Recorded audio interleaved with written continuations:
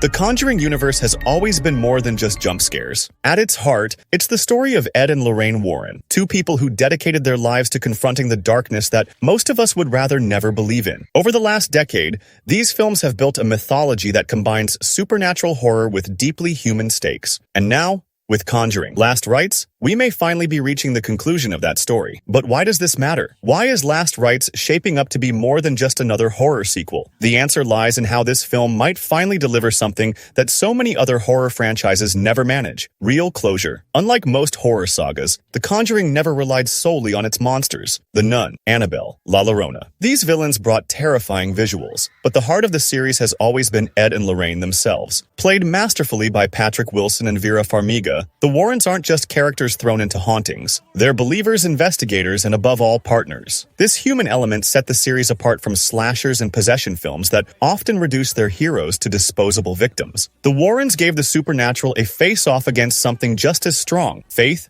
compassion, and love. That's why their possible farewell in Last Rites isn't just another horror movie ending. It's the culmination of everything the series has built toward. Most horror series fall into the same trap. They start strong with one terrifying idea, then repeat it until the audience gets numb. The Exorcist went from groundbreaking to forgettable sequels. Insidious stretched one haunting into 5 entries. Even the Paranormal Activity films recycled the same formula until nothing felt new. The Conjuring, however, has always been different. Each main entry introduced a new kind of terror while expanding the Warrens' personal story. And that's why Last Rites matters. Instead of recycling scares, it can break the cycle entirely by ending the Warrens' arc with finality, not repetition. At the center of every Conjuring film has been one thing: Ed and Lorraine's bond. Their marriage is more than just background detail. It's the foundation of how they face the supernatural. When Lorraine's visions push her to the edge, Ed is there to anchor her. When Ed's health falters, Lorraine carries the weight of belief for both of them. Looking back, the Warrens' journey has been about more than exorcisms and cursed artifacts. The first Conjuring showed them as a couple willing to risk everything to help strangers. The second revealed the toll these battles took, both physically on Ed and spiritually on Lorraine. Each case pulled them deeper into danger,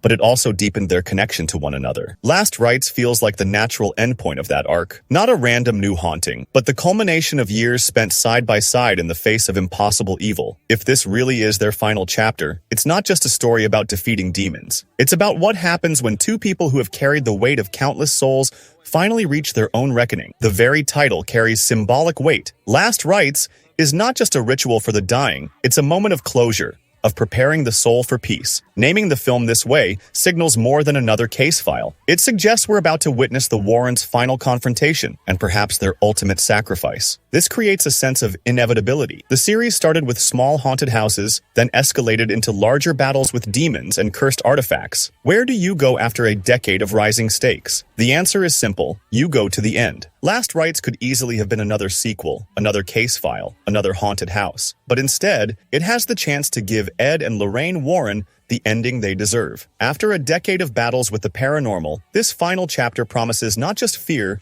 but meaning. If it succeeds, Last Rites may stand as one of the rare horror films that understood something simple yet profound. The scariest stories aren't just about monsters, they're about people. And the most powerful ending is not another jump scare, but the closing of a journey we've followed from the beginning.